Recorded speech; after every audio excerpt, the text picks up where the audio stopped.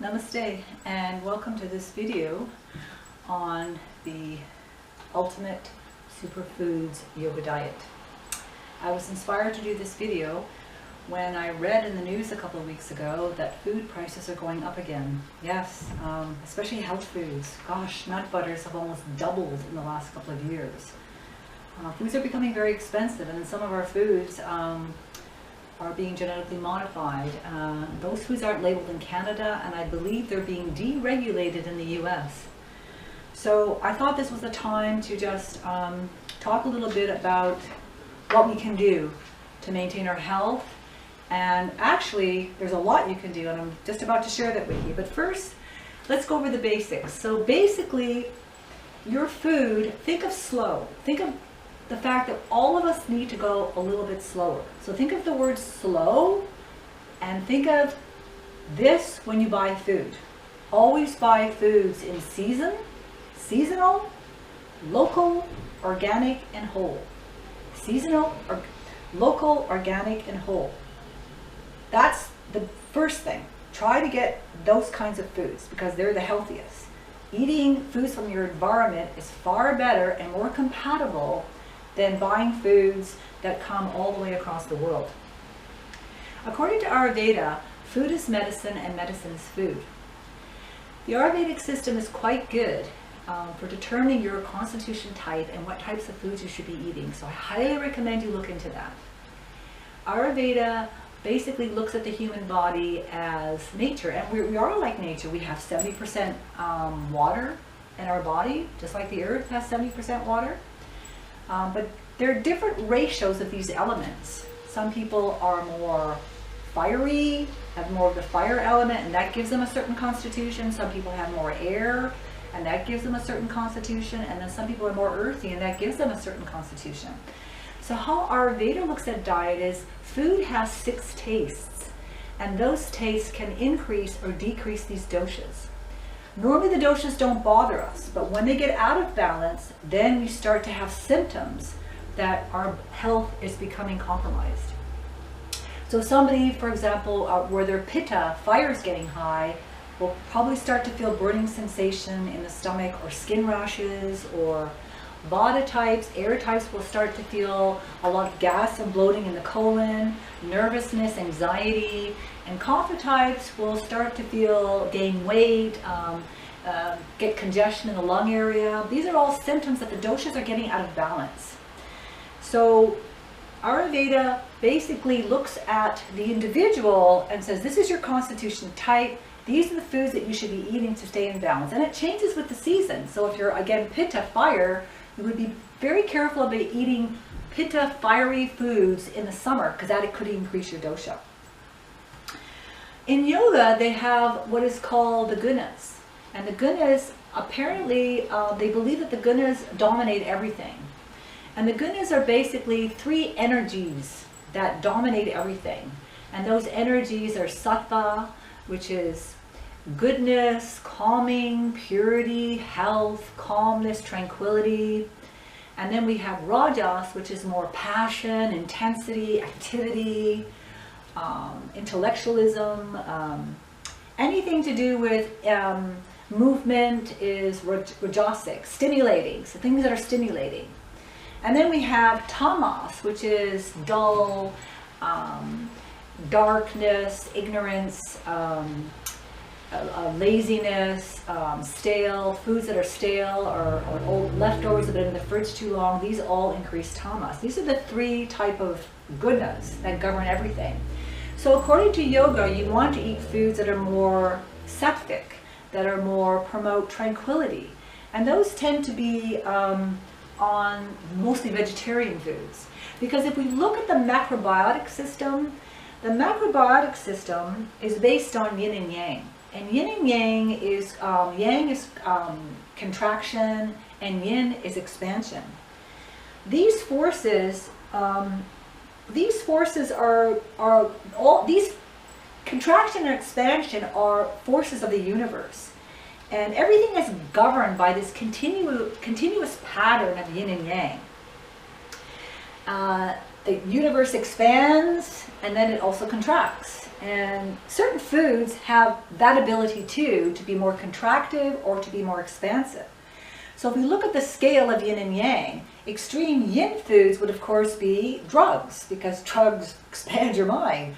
Drugs, then alcohol, then sugars, and then we have tropical fruits. And then as we get more in the center, this is what the foods you want to eat. More in the center, you have more temperate fruits like pears and apples.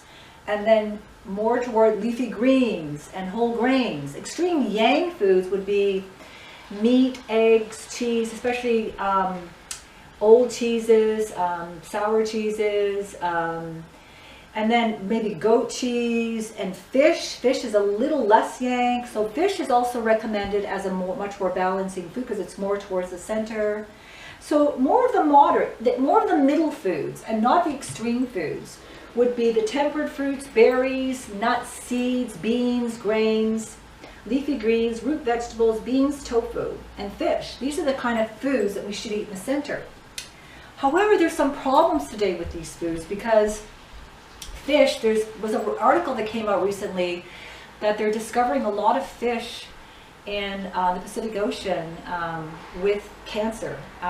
They found a shark that had tumors all over its mouth, and sharks don't get cancer. They're using shark cartilage for cancer treatments because sharks don't get cancer. But this shark has cancer, and they're saying that the Fukushima, they're still, after 4 years, this radium and cesium is still being poured into the ocean. So I would be very, very careful about eating fish. I would be very careful. I would be very careful because most of the fish is probably contaminated, and they are finding now tumors and everything in some of the fish that they're finding. Grains too have a bit of a problem because grains are very high in phytic acid, and there's some nutritionists that believe that we shouldn't even be eating grains because grains contain phytic acid, which blocks the absorption of minerals, especially calcium, magnesium, and iron. Some cancer researchers believe that cancer is a result of lack of minerals. And breast cancer in particular has been found to be a lack of vitamin D. And that's why a lot of women in the northern countries get breast cancer. So 9,000 years ago, we weren't eating grains. It was mostly given to livestock. And we started eating them, and then we started making it into flour. And now people have all these allergies for wheat. So there's a lot of controversy whether we should even be eating grains. But there is a solution to all of these things because grains are very healthy for you. But we need to make them more digestible. So the diet that I'm proposing and the diet that is the optimal diet, it doesn't cost much money if you sprout your own food, is sprouts. Sprouts are amazing. Sprouts are loaded with enzymes. Enzymes are absolutely necessary in the body because what enzymes do, they're important for digestion. Without enzymes, you cannot digest your food, and what doesn't get digested turns into toxins. They digest food, and they're also important for many other metabolic processes, including sweeping out bacteria and viruses and cancer cells out of the body. So enzymes are absolutely critical, and they're mostly found in fruits and vegetables, but cooking destroys enzymes. And this is why a lot of people are into raw food. They think, well, one of the arguments for raw food is that, well, cooking destroys your enzymes. And it's true, as you get older, the enzymes get reduced in the body. And that's why after age 55 or 60, a lot of people start to get sick because they don't have enough enzymes in their body that sweeps out all this unnecessary stuff, cancer cells. And that's why the chances of getting sick are greater once you reach your late years. Sprouts are amazing. They also contain laetrile, and laetrile has been known to actually kill cancer cells. But what's interesting about sprouts is that when you have a bean, it's dormant, right? And we cook it. But if you sprout it, what happens is you suddenly release all the antioxidants and the vitamins and minerals that are laying dormant in the plant. Sprouting it is sprouting it, it starts to release all the elements that a plant needs to grow, and making it much more digestible in the human body, and much more protein, enzymes, vitamins, and minerals become much more bioavailable because it's so much more easily to digest. It also reduces the phytic acid. You can take brown rice, you can sprout anything. You can take brown rice, soak it overnight. You can put it in a tray like this, or keep it in a mason jar and just spread it out in the trays like this. A day later, a day or two later, you may see a tiny little hairs coming out. You don't want to sprout grains too much because they won't taste too good. You'll see tiny little hairs coming out of the brown rice. You can cook it. It requires less water. Usually brown rice is a 2-to-1 ratio for water. 1 cup of rice to 2 cups of water. After sprouting, you only need 1 cup of water and it cooks quicker. So there's a lot of anti-nutrients in grains, but sprouting it takes away all those anti-nutrients. You could also make bread. There's a famous passage in the Bible about Essene bread. The Essenes were a really interesting community of people that Jesus belonged to, and they ate everything natural and they grew all their food. And while Moses was in the desert, they mostly ate this unleavened bread. It's called Essene bread, unleavened bread.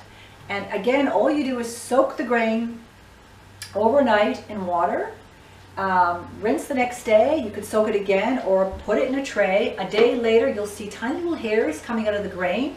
You will need a juicer or a food processor. I use the Green Star because the Green Star has got multiple purposes. I can do many things with the Green Star. It's got a twin gear, and it's much more versatile.